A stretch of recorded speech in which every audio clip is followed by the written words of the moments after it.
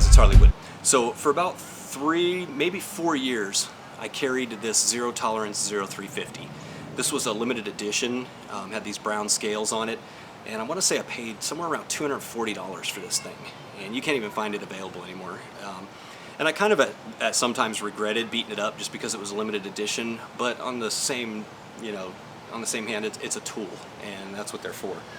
For a brief time, I switched to the Gecko 1500 from Steel Will.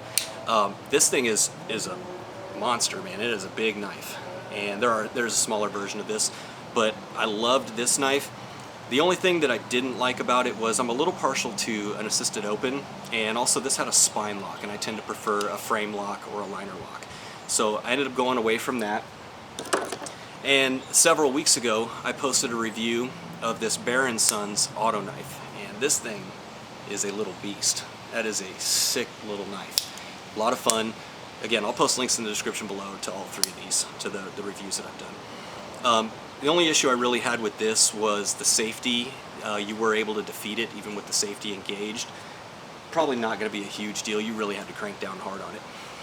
But in that video, I mentioned that Steel Will was coming out with another knife that solved the problems I had with the Gecko, and it is the Cutjack. This thing is awesome. You are going to want this knife. And the biggest reason why is, depending on where you shop, this is probably $40 to $45. That's about 1/3 to 1/4 of the price of the knives I just showed you. Now, this is a D2 steel. They do make a higher end steel version. I believe it's an M390 steel. But this thing just sits in my pocket, cuts cardboard, cuts zip ties and rope. And in fact, the other day, I have a condo that I'm renting out, and we're just going to sell it. So I went in there, ripped out a bunch of carpet, and I had my box cutter in another room. So I whipped this out and went to work cutting a bunch of carpet up, and it did fantastic. And that's probably one of the most abusive things that you can do to a knife is, cut a bunch of carpet out. So it did fantastic. This one has a 3.5 inch long blade. The overall length is 8 inches, and folded is 4.5 inches. The blade thickness is 0.12. And there is also a smaller version of this. So let's say a 3.5 inch blade's too long for you. They do make a 3-inch blade version that is 7 inches overall length.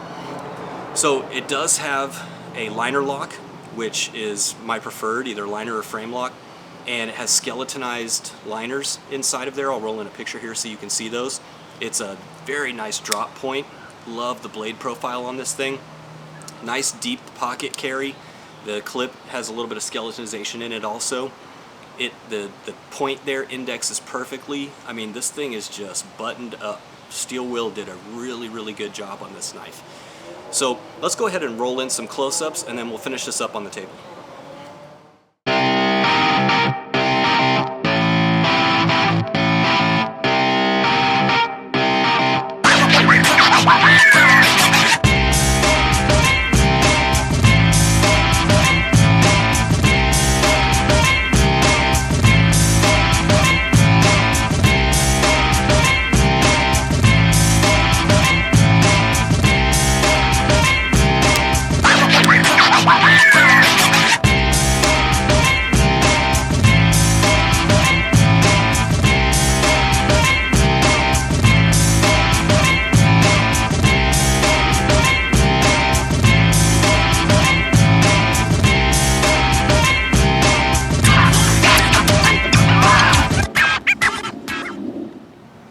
So that's it, guys. The Cutjack from Steel Will. They produce some beautiful knives. When I saw the Gecko 1500, I fell in love with the blade profile on it. Let me grab that, get it in here so you can see they're almost identical in those blade profiles, the blade geometry there. The drop point. This one has a little bit of a clip, what looks to be almost like a clip point there, kind of, but not really.